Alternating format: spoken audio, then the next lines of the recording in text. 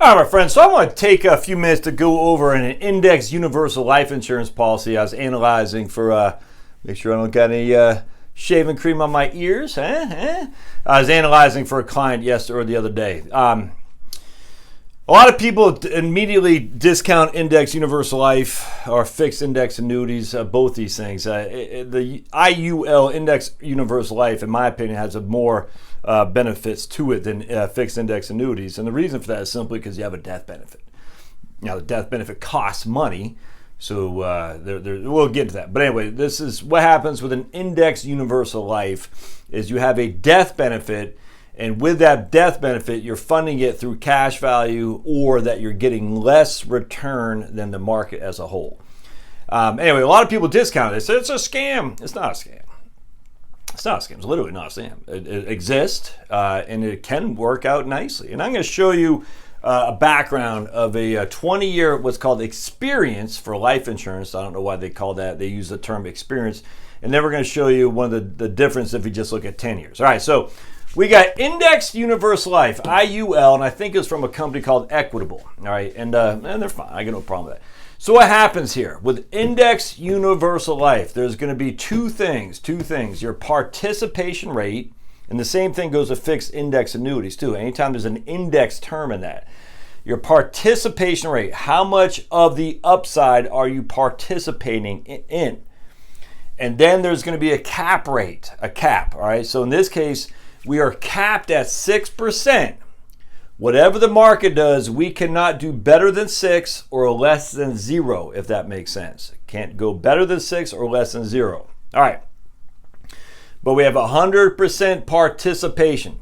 So in this instance, if the market goes up 10, we get 6. We have 100% participation in the 6%. If the market goes up 3, we get 3. We have 100% participation in the amount up till 6%. If it goes above 6, we don't have that. We just have 100% participation rate. The cap rate is 6. That means we can't get more than 6%. All right, they'll have other things like participation rate with a cap rate of 10 with a participation rate of 60%. All these different scenarios. I like this one because it's simple. If you get the market goes above, you get up to 6, and then anything above that you don't get, and you'll never get 0. You never get less than 0. I hope that makes sense. So in this case, we start the experience in the beginning of the aughts. So we had, and they're using December 15th to December 15th. I'm literally just using what their statement says. The first, just like the S&P 500, -7, -13, -20. All right, so the first 3 years, this portfolio, if you just had the S&P 500, you got crunched. But this portfolio, the IUL, had no losses because it's guaranteed to have no losses. So you're down about $64,000 here, but with your IUL, you still had $100,000, plus you have the life insurance. So you can't discount that life insurance component. 2003, 4, all right, you made 17% in the S&P 500, 13% in the S&P 500. Well, you're only getting 6 because you have 100% participation rate up to the cap rate, which is 6. All right, 2005, you got 5%. You get 100% participation rate up to the cap rate, which is 6. So you get 5, 6, 7. Then the big one, 2008, market was down 40%, but you did not lose any money whatsoever. All right. 2009, this is the first 10 years right here. Market was up 27%. You were down. You only got 6%. All right, so we keep doing that until the end of the time period, and you can see the next 10 years were a lot better for the market. We had 11, nothing, 14, 17, 25, 12, or 11, 3, 10, -5, 25.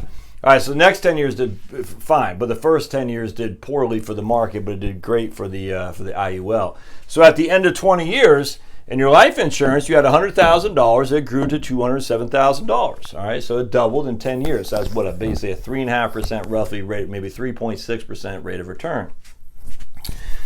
Your investment portfolio at the end of that 20-year time, you only had $211,000 in there. So you doubled your money.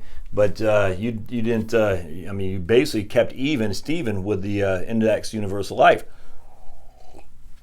which goes to show you a lot how the negative returns can really hamper your overall performance. There's just no other way around that, especially at the beginning.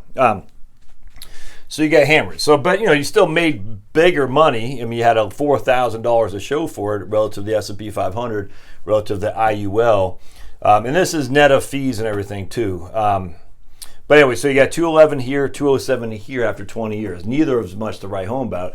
But the index UL, you have a death benefit as well. So how much more fees will be depends on how big your death benefit is, if that makes sense. So in this case, I don't know how much the death benefit would cost. The life insurance component, I don't know. But we are showing at the end of the 20, you still had a doubling of your money and you had the death benefit as well. Hey, buddy, I'm doing a video. Pablo said, hey, I want to be part. No. All right, come here. All right, hold on just a second. Come here. Pablo has something to say about index universal life insurance. What do you got to say about that? What do you want to say about life insurance? You have anything to add? No? Nothing to add? No? Give me a side eye. All right, so let's keep going. But now what happens is when the market just has a extraordinary time frame, 10 years, you can see the difference was we had 275 in the market over the last 10 years. So we almost tripled our money in just these last 10 years, where the IUL only gave us a $54,000 gain. So basically what happens is essentially you made between roughly $50,000 a year each decade in the IUL, $50,000 a decade, but you still made money. You made $111,000 in 20 years here, but that was all the last 10 years, if that makes sense. So but in this case, so if you were to have died in that 20-year interim, you're loving life. Well, you're not loving life, but your heirs are loving life because you left them a pretty significant death benefit. But this is the issue. If you would have bought term life insurance policy at the same time and died within that 20-year interim, you would have left them a pretty significant term benefit, as well as having access to all your money, sans a lot of fees, if that makes sense. So this is where I just don't think you mix investments with insurance. Neither should combine yourself, most likely, simply because investments are for investing, to get as much growth as bang for your buck as you can. And over a 20-year time frame, even though this seems like we did better, we basically broke even, but we had the death benefit here, the same thing would be applicable if you had a term policy. So if this had a term policy, we'll just say $50 a month, is almost the exact same scenario would be. But over the last 10 years, it wasn't debatable. And don't forget, the aughts were a very infrequently decade. Like I always use the 30s were similar to the aughts. That's not likely to continue to happen again. It's just not. And so, look, I'm not a big fan. I'm not negative on it, but I just wanted to show you that investments should not be mixed with insurance, because I love you, buddy, because insurance is to provide protection, and there's a cost for that. Investments is to provide growth. You mix the two, you're not really getting the best of both worlds in either case. So what I would simply say is I would rather have this person have a term for 20 years and invest than this right here. Now, the drawback is if you had term for 20 years, now your term expires and you have no term, where here she still has a death benefit. So that's the question, do you really need it? I don't know. I would argue probably not. But at the end of the day, each situation dictates. So hope this helps. I'd love to hear your comments. Thanks now.